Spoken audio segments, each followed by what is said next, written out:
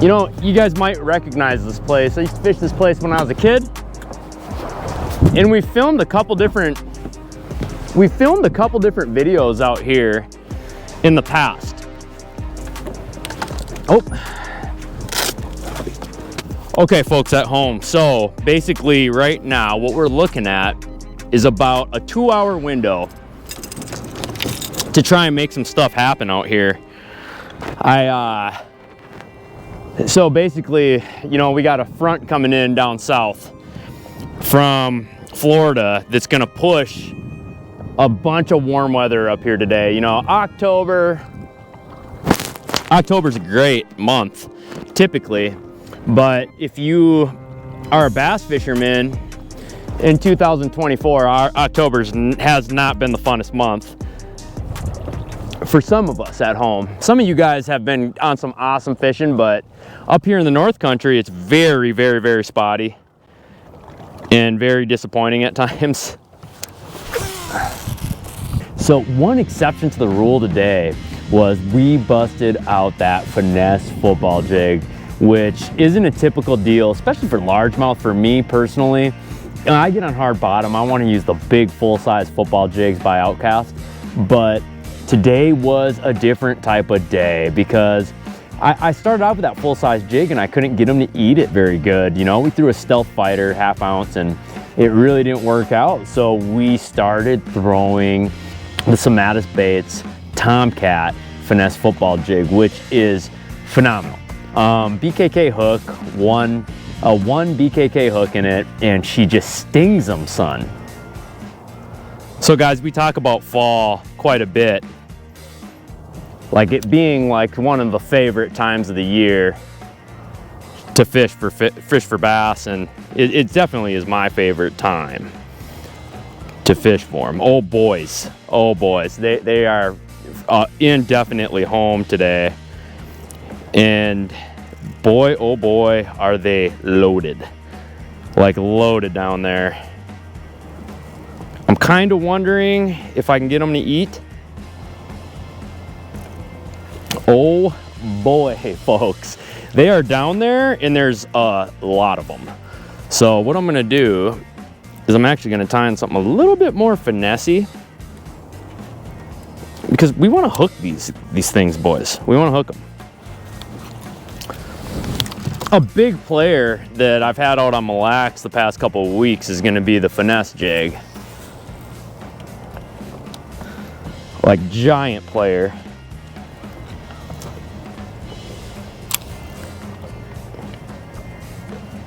Oh wow. Wow, folks at home. We got a lot of bass down there. It appears to the naked eye. So folks at home, if you guys are in anywhere in Minnesota right now, you probably know that the weather is unseasonably warm right now. I think I've mentioned that a time or 6 as of late, but the weather is unseasonably warm. So I truthfully have not been largemouth fishing for a little while. The last time that I went, it wasn't very good. If you guys remember, I had to go to the bathroom in the middle of that episode. Yeah, man, I'm gonna roll up to the landing here and take a shit. I gotta go to the bathroom bad. Wow, these fish are very negative. There's a lot of them up there. Wow. Okay, we just got to get them to... There's one. There's one, folks. Yes, sir. Yes, sir. What do we got, sir? What do we got? Oh, yeah, we got a good one. We got a good one, folks. And this is going to be a certified big one. So we might even... Oh, my goodness, folks. We got ourselves a giant. Like a beauty. Now, not a tank.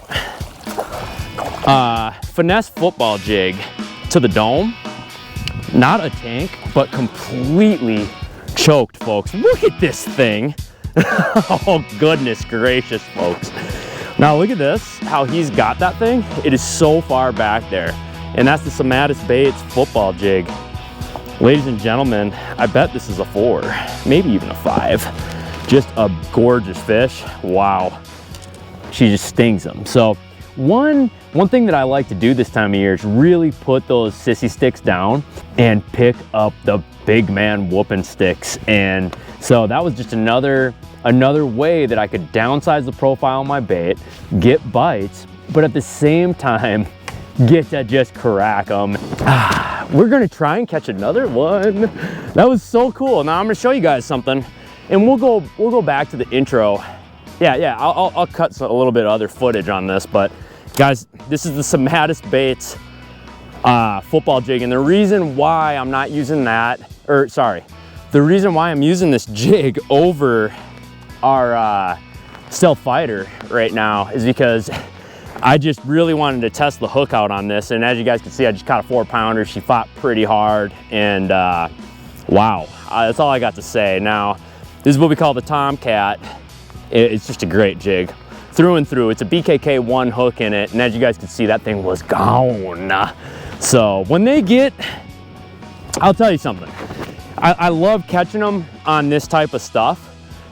I like catching them on a bigger jig, like a fighter jig, but man, oh man, you know, sometimes they're not biting it very good, or they want it to, the presentation to be dumbed down just a little bit. So we went to this with a little rager on the back of it, and the reward was worth it. And as you guys could see, like, we were just about ready to be done, and I cracked a 5-pounder. That Finesse football jig is nasty. It is just nasty. It's like, I compare it to a Ned rig, and there's many different ways to rig it up. You know, I like using those smaller Rage Menace somethings, Rage Tails, smaller Rage Tails rather. And of course our Finesse Baits hollow tip worm is dynamite on these things. And you know, for a finesse presentation, I can't think of a better or funner way to throw a finesse presentation other than with 17-pound test line, a friggin' medium heavy casting rod with all fluoro, and just to set the hook hard on them. Wow, folks. And I'll tell you guys something right now, there are so many bass up there. Oh my goodness, I am like so excited right now. I've seen this many bass up on this area since probably the very beginning that I came here in the year. Oh goodness. Do we have another one, folks? I sure thought I did. Now, here's the thing. Earlier in the year when I came here, you know, earlier in the summer, when they just started to get offshore, there was a pile of them here. And if you guys probably don't remember this, but me and my camera guy came out here, shout out to Ethan, him and I dumped like 3 giants in a row. Just bad hook sets, whatever. But I dumped like 3 giants in a row, folks. And it was kind of disappointing. So we're gonna try and make up for that right now. But how many were here? I believe that we caught, uh-oh. Do we got another one, folks? Uh-oh. This one might be another giant. It's not a giant, I'm sorry. Just your average 2-pounder. Oh, come here, pal. There you go. He might be 3. Good one. Oh, look at that. Guys, look at that football jig. Gone. Woo! Guys, I am not gonna lie. This just makes me, like, I am so happy right now that this is going down like this. Yeah, I just don't typically get this excited, but what does a guy do, right? It was fun. It's fun. I loved it. Such a good time. Now, like I was saying, there's so many bass up here. I'm kind of getting off track. There's so many bass out here from earlier in the summertime. That number started to go down. Now, as of uh-oh, folks. Oh my God, guys. Oh, I just slipped the reel a little bit. This might be a giant. No, he's just a fish. He's just a baby. And now, like I was saying earlier, these fish, there's so many out here earlier in the year. Oh, and it's not a giant. He just bit it funny. There were so many fish out here earlier in the year. And as the year progressed, it started to get to be less and less and less. And then around like mid-July, a bunch of bluegill came up here, and they get on the edge of this weed edge.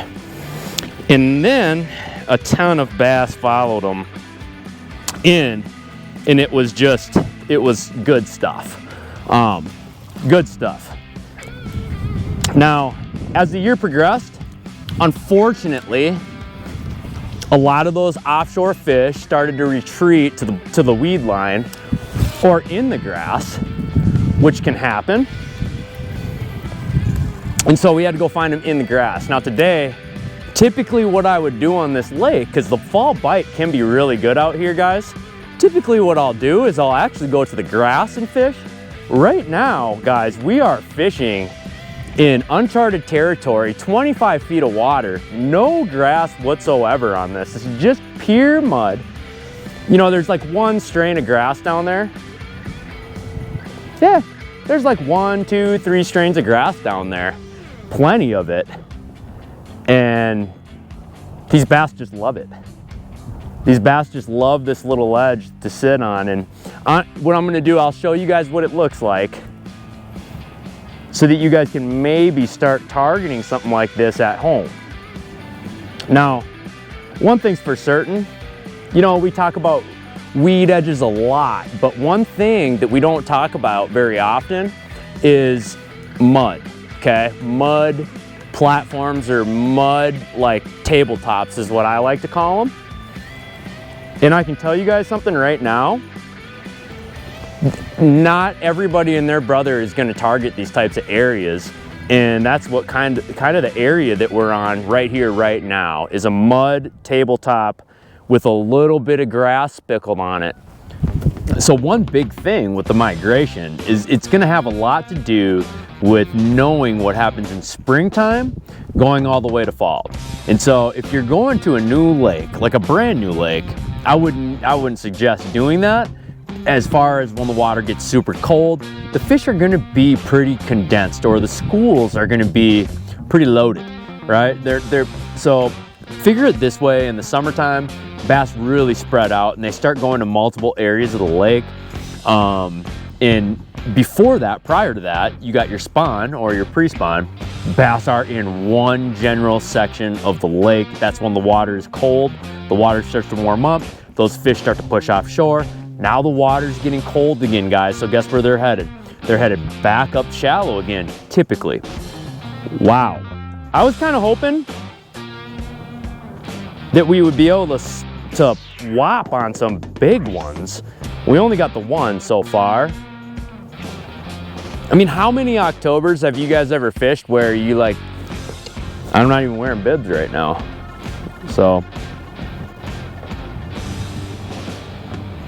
Couple bass over here.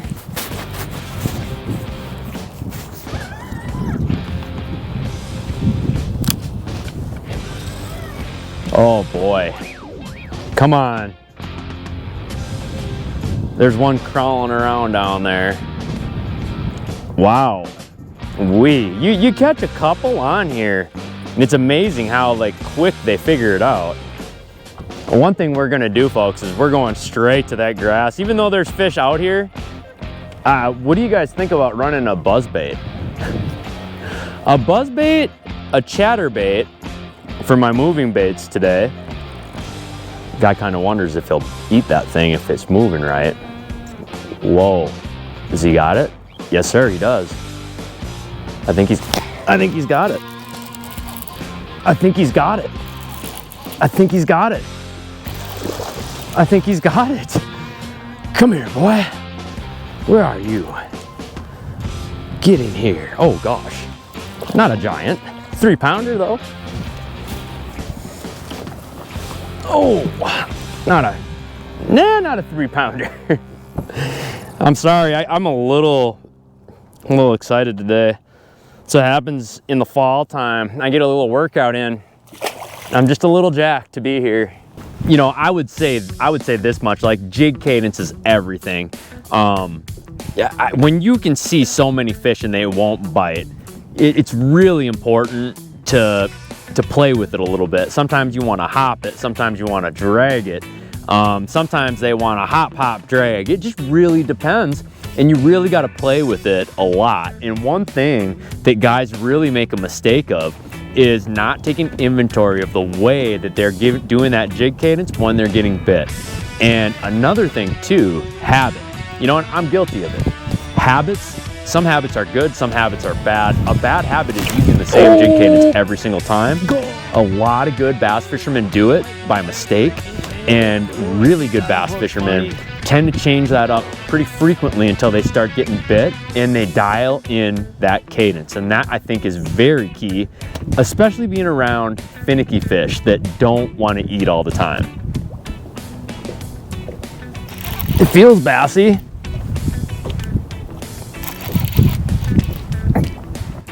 Oh, bro, is he good? Did we find a grony?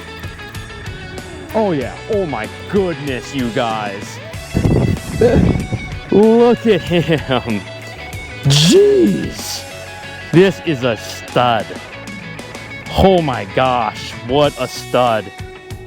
You guys, look at him. I was actually just filming, whoa. I was actually just filming like a little segment, dude. Wow, hopefully catch a few. I don't know. You know, we're gonna see what happens, and maybe catch a 20-pound bag. Maybe not. I don't know.